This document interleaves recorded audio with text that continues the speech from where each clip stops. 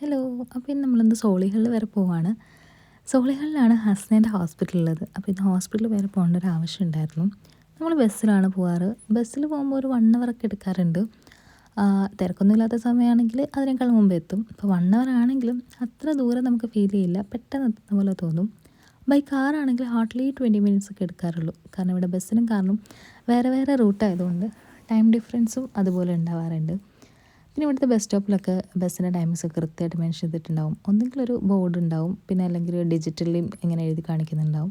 അപ്പോൾ ഏത് ബസ്സാണ് ഏത് ടൈമിലാണെന്നുള്ളതൊക്കെ കൃത്യമായിട്ട് അതിനകത്തുണ്ടാവും. ചിലപ്പോൾ ഒരു 1-2 മിനിറ്റിൻ്റെ ഡിലേസ് ഒക്കെ ഉണ്ടാവാറുണ്ടെങ്കിലും എല്ലാ ബസ്സും കൃത്യസമയത്ത് തന്നെ വരാറുണ്ട്. സാറ്റർഡേ സൺഡേ ഡിഫറെൻ്റ് ആണ്. സൺഡേ യൂഷ്വലി ബസ് സർവീസൊക്കെ ഭയങ്കര ലേറ്റായിട്ടാണ് സ്റ്റാർട്ട് ചെയ്യാറ്. ഒരു 7 മണിക്ക് ശേഷമൊക്കെ ആയിരിക്കും സ്റ്റാർട്ട് ചെയ്യുന്നത്. അപ്പോൾ സൺഡേസിലൊക്കെ ഡ്യൂട്ടി കിട്ടുമെന്നുണ്ടെങ്കിലും നമ്മൾ ഊബർ ബുക്ക് ചെയ്താണ് പോകാറ്. കാരണം ഏർലി മോർണിംഗ് ഒക്കെ ഷിഫ്റ്റ് വരുമ്പോൾ ബസ് കിട്ടാറില്ല. ഊബറിൽ പോകുമ്പോൾ താമസിച്ചിറങ്ങിയാൽ മതി, വേഗം അങ്ങ് ചെല്ലാൻ പറ്റും. പിന്നെ പണ്ട് തൊട്ടേ ഉള്ളൊരാഗ്രഹമാണ് 2 നില ബസ്സിൽ കയറണം എന്നുള്ളത്. അതിവിടെ എത്തിയപ്പോഴാണ് ഞങ്ങൾക്ക് രണ്ടാൾക്കും സാധിച്ചു കിട്ടിയത്. അതുകൊണ്ട് തന്നെ തൊട്ടടുത്തുള്ള സ്റ്റോപ്പാണെങ്കിൽ പോലും ഞങ്ങൾ ഏറ്റവും മുകളിലത്തെ നിലയിലായിരിക്കും ഇരിക്കാറ്. ആ മുകളിൽ നിന്നുള്ളൊരു വ്യൂ ഭയങ്കര രസമാണ്. ഇപ്പോൾ മഴ പെയ്താലും ഇങ്ങനെ ഗ്ലാസ് ഫുള്ള് ക്ലോസ് ചെയ്തിട്ടേക്കുന്നതുകൊണ്ട് വെള്ളം ഉള്ളിലേക്ക് വരും എന്നുള്ള പേടിയൊന്നുമില്ല. അപ്പം ഫ്രണ്ട് സീറ്റ് കിട്ടുകയാണെങ്കിൽ അത്രയും സന്തോഷം. ഫുള്ളിങ്ങനെ കാണാം, അടിപൊളി വ്യൂ ആയിരിക്കും. ഹസ്ബൻഡ് ഹോസ്പിറ്റലിലേക്ക് പോകാനാണെങ്കിൽ ശരിക്കും സോളിഹൽ മെയിൻ ടൗൺ സെൻറ്ററിലേക്ക് ഇറങ്ങണം. അവിടുന്ന് അടുത്ത ബസ് കയറിയിട്ടാണ് അവളുടെ ഹോസ്പിറ്റലിലേക്ക് പോകാറ്.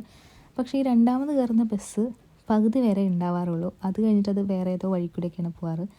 ഡയറക്റ്റ് ഇവളുടെ ഹോസ്പിറ്റലിലേക്ക് ബസ് കുറവാണ്. അപ്പോൾ രാവിലെ ഇവൾ പോവുകയാണെങ്കിലും പകുതി ഇറങ്ങിയിട്ട് ഇങ്ങനെ നടന്നാണ് പോകാറുള്ളത്. അപ്പോൾ നമുക്ക് ഇന്നും അങ്ങനെയാണ് കിട്ടിയത്. കാരണം അവളുടെ ഹോസ്പിറ്റലിലേക്ക് ഡയറക്റ്റ് ബസ് ഉണ്ടായിരുന്നില്ല. അപ്പോൾ നമ്മൾ ഇറങ്ങുന്ന സ്റ്റോപ്പാണ് നോവൽ ചർച്ച്. ഈ നോവൽ ചർച്ച് ഇവിടുത്തെ ഭയങ്കര ഫേമസ് ആയിട്ടുള്ളൊരു ചർച്ചാണ്. ആ സ്റ്റോപ്പ് തന്നെ നോവൽ ചർച്ച് എന്നാണ് പറയുന്നത്. അപ്പോൾ ഇവിടുത്തെ ചർച്ചുകളെല്ലാം ഭയങ്കര രസമാണ്. ഒരു ഏൻഷ്യൻ ബ്രിട്ടീഷ് ലുക്ക് വരുന്ന ചർച്ചുകളാണ് എല്ലാം. അതിൻ്റെ ആർക്കിടെക്റ്റൊക്കെ ഭയങ്കര രസമുള്ളൊരു സംഭവമാണ്. പിന്നെ ഈ സോളിഹൽ എന്ന് പറയുന്നത് തന്നെ സിറ്റിയിൽ നിന്ന് ഇങ്ങനെ വിട്ട് നിൽക്കുന്നൊരു സ്ഥലമാണ്. കുറച്ച് കാമാൻ ക്വയറ്റായിട്ടുള്ളൊരു ഏരിയയാണ്. സിറ്റിയുടെ ബഹളങ്ങളൊന്നും ഇല്ലാതെ അങ്ങനെ ഒരു ശാന്തമായിട്ടുള്ളൊരു ഏരിയയാണ്. പക്ഷേ വില്ലേജ് എന്ന് നമുക്ക് പറയാനും പറ്റില്ല, അങ്ങനത്തെ ഒരു ഏരിയയാണ്. പിന്നെ ഇവിടുത്തെ വേറൊരു പ്രത്യേകത ഞങ്ങൾ തോന്നിയത്, ഇവിടുത്തെ സിറ്റിസൺസിനെയാണ് ഞങ്ങൾ കൂടുതലും കണ്ടിട്ടുള്ളത്. സാധാരണ ഏഷ്യൻസും ആഫ്രിക്കൻസും അങ്ങനെയൊക്കെ കുറേ പേരെ ഞങ്ങൾ എല്ലായിടത്തും കാണാറുണ്ട്. പക്ഷേ ഇവിടെ ഞങ്ങൾ അങ്ങനെ ആരെയും കണ്ടിട്ടില്ല. പക്ഷേ ഇവിടെയും നമ്മുടെ ഒരു ഇന്ത്യൻ ഷോപ്പ് ഞങ്ങൾ കണ്ടു. എന്തോ നോവൽ ഇന്ത്യൻ ബസാറെന്നോ അങ്ങനെ എന്തോ പറഞ്ഞിട്ടൊരു ഷോപ്പ് ഇവിടെ ഉണ്ടായിരുന്നു. പക്ഷേ ഇന്ത്യൻസിനെ ഒന്നും ഞങ്ങളങ്ങനെ കണ്ടില്ല. പിന്നെ ഇവിടെ കുറച്ചുകൂടി ഏജ്ഡ് ആയിട്ടുള്ള ആൾക്കാരാണ് കൂടുതലും കണ്ടിട്ടുള്ളത്. ഇവിടെ പിന്നെ എത്ര ഏജ്ഡ് ആണെങ്കിലും ഒരു 60 അല്ലെങ്കിൽ 70 എബോ ആണെങ്കിലും ഇവർ ഭയങ്കര ഇൻഡിപെൻഡൻ്റ് ആയിരിക്കും.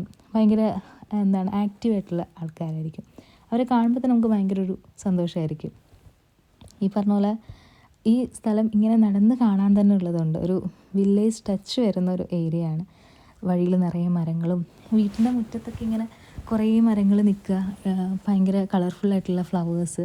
നമുക്ക് പ്ലാസ്റ്റിക് ഫ്ലവറാണോ എന്ന് തോന്നിപ്പോകുന്ന രീതിയിലുള്ള ഫ്ലവേഴ്സൊക്കെ ഇങ്ങനെ നിൽക്കാറുണ്ട്. അപ്പം ആ ഒരു സൺഡേ ആയതുകൊണ്ട് ഒരു ചർച്ചും ആ ഒരു വൈബൊക്കെ ഉണ്ടായിരുന്നു. പിന്നെ ഈ കാണുന്ന സൂര്യൻ പേരിന് മാത്രമുള്ളതാണ്, അതിൻ്റെ ഒരു ചൂടും ഇല്ല. നല്ല തണുപ്പായിരുന്നു. ജാക്കറ്റ് ഇടാണ്ട് വന്നിരുന്നെങ്കിൽ പെട്ടുപോയ അവസ്ഥയായിരുന്നു. പിന്നെ ഈ കാണുന്ന മരങ്ങൾ, ഇഷ്ടം പോലെ മരങ്ങളാണ്, നിറച്ചും ഫ്രൂട്ട്സാണ്. ചെറിയ ആപ്പിളുകളൊക്കെ ഇങ്ങനെ റോഡ് സൈഡിൽ നിൽക്കുക എന്ന് പറയുന്നത് പണ്ടിങ്ങനെ ഫെയറി ടെയിലും അല്ലെങ്കിൽ കാർട്ടൂൺസിലൊക്കെ ഇങ്ങനെ നമ്മൾ കണ്ട് കേട്ടിട്ടുള്ള കാര്യങ്ങളാണ്.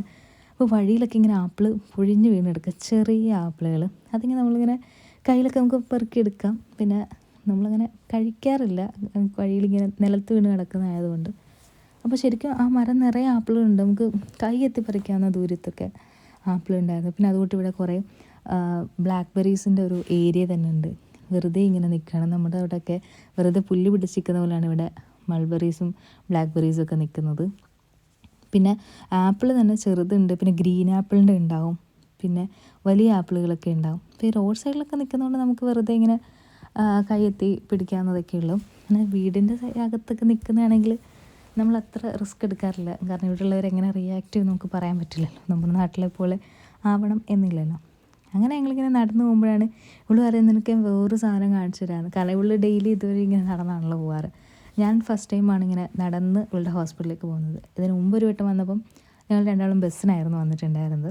അങ്ങനെ പോയപ്പോഴാണ് ഞാൻ ഈ സംഭവം കാണുന്നത്. ഇത് ഭയങ്കര കളർഫുള്ളായിട്ടുള്ള ഫ്ലവറായിരുന്നു. ഈ ഫോട്ടോയിൽ കാണുന്നതിനെക്കാട്ടിലും രസമായിരുന്നു നേരിട്ട് കാണാനായിട്ട്. ഞാൻ ആദ്യം വിചാരിച്ചത് പ്ലാസ്റ്റിക്കിൻ്റെ ആയിരിക്കും എന്നാണ്. അങ്ങനെ കുറേ ഡിഫറെൻറ്റ് കളറിലുള്ള ഫ്ലവേഴ്സ് പോകുന്ന വഴിക്കുണ്ട്. പിന്നെ എനിക്ക് ഏറ്റവും അടിപൊളിയായിട്ട് തോന്നിയൊരു കാര്യമായിരുന്നു ഇത് ഇങ്ങനെ ഇത്രയും ചെറിയ ചെടിയിൽ ആപ്പിൾ ഇങ്ങനെ നടക്കുന്നത് ഞാൻ ആദ്യമായിട്ടാണ് കാണുന്നത്. പിന്നെ അവിടെ ഒരു യെല്ലോ കളറിൽ കാണുന്നത് ഒരു മത്തങ്ങയായിരുന്നു. എനിക്ക് തോന്നുന്നു അവരവിടെ കൃഷി ചെയ്യുന്നതായിരിക്കും. പിന്നെ അവിടുത്തെ ഓണർ എൻ്റെ ഫ്രണ്ടിൽ നിൽക്കുന്നത് നമുക്ക് അധികം അങ്ങോട്ടേക്ക് ഫോക്കസ് ചെയ്യാൻ പറ്റിയില്ല. പക്ഷെ എന്നാലും ഇത് അടിപൊളി ഒരു സംഭവമായിരുന്നു. ഞാൻ ആദ്യമായിട്ടാണ് ഇങ്ങനെ കാണുന്നത്. ഇത്രയും വലിയ മത്തങ്ങയും പിന്നെ ഇങ്ങനെ ആപ്പിൾ ഇങ്ങനെ നടക്കുന്നതൊക്കെ. മത്തങ്ങ കണ്ടിട്ടുണ്ടെങ്കിലും ആപ്പിൾ ഞാൻ ആദ്യമായിട്ടാണ് കാണുന്നത്. പിന്നെ അവിടെ എല്ലായിടത്തും കാണുന്ന സംഭവമാണ് ബ്ലാക്ക്ബെറീസ്. ഇങ്ങനെ എല്ലാ വഴിയിലും കാണും.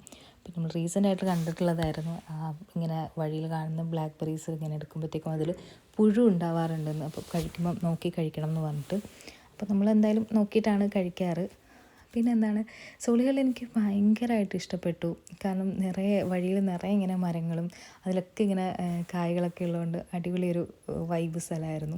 അപ്പോൾ ഈ കാണുന്ന ഫ്രൂട്ടും ആക്ച്വലി എൻ്റെ പേര് ഞങ്ങൾക്കറിയില്ല. പക്ഷേ ഒരു റംബൂട്ടാൻ കൊറോണ ഷേപ്പുള്ള എന്തോ ഒരു ഫ്രൂട്ടായിരുന്നു. പിന്നെ കഴിക്കാനുള്ള ധൈര്യം ഞങ്ങൾക്കില്ലായിരുന്നു. കാരണം എന്ത് ഫ്രൂട്ടാണെന്നൊന്നും അറിയാത്തതുകൊണ്ട് ഞങ്ങളത് കഴിച്ചില്ല. ഞങ്ങളത് വഴിയിൽ ഉപേക്ഷിച്ചു.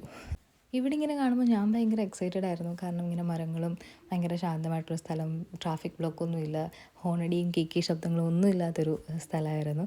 പക്ഷേ ഹസ്നയ്ക്ക് ഇതൊന്നും ഒരു പുത്തിരിയില്ല. കാരണം അവളിത് ഡെയിലി കാണുന്നതാണ്. ഡെയിലി അവളിങ്ങനെ തന്നെയാണ് പോകാറുള്ളത്. പക്ഷേ എനിക്ക് ഭയങ്കര ഒരു സന്തോഷം തോന്നിയൊരു സ്ഥലമാണ് സോളിഹാൾ. ഇപ്പോൾ ഈ കാണുന്ന കാട് ഫുള്ള് ബ്ലാക്ക്ബെറീസിൻ്റെ ചെടിയാണ്. അപ്പോൾ നമുക്ക് വഴിയിലെല്ലാം ഉള്ളതുകൊണ്ട് ഇങ്ങനെ പോണ വഴിക്കൊക്കെ നമുക്ക് ഇങ്ങനെ എടുത്ത് കഴിക്കാവുന്നതേ ഉണ്ടായിരുന്നുള്ളൂ. പിന്നെ അത്യാവശ്യം നല്ല തണുപ്പുണ്ടായിരുന്നു. ഉച്ച സമയമായിരുന്നു, ഒരു 12:30 1 മണി ടൈമാണെങ്കിൽ പോലും നല്ല തണുപ്പായിരുന്നു. സൂര്യൻ്റെ ഒരു ഇത് അറിയാൻ കൂടി ഉണ്ടായിരുന്നില്ല. സ്കിന്നൊക്കെ വേഗം ഡ്രൈ ആവുന്നുണ്ടായിരുന്നു.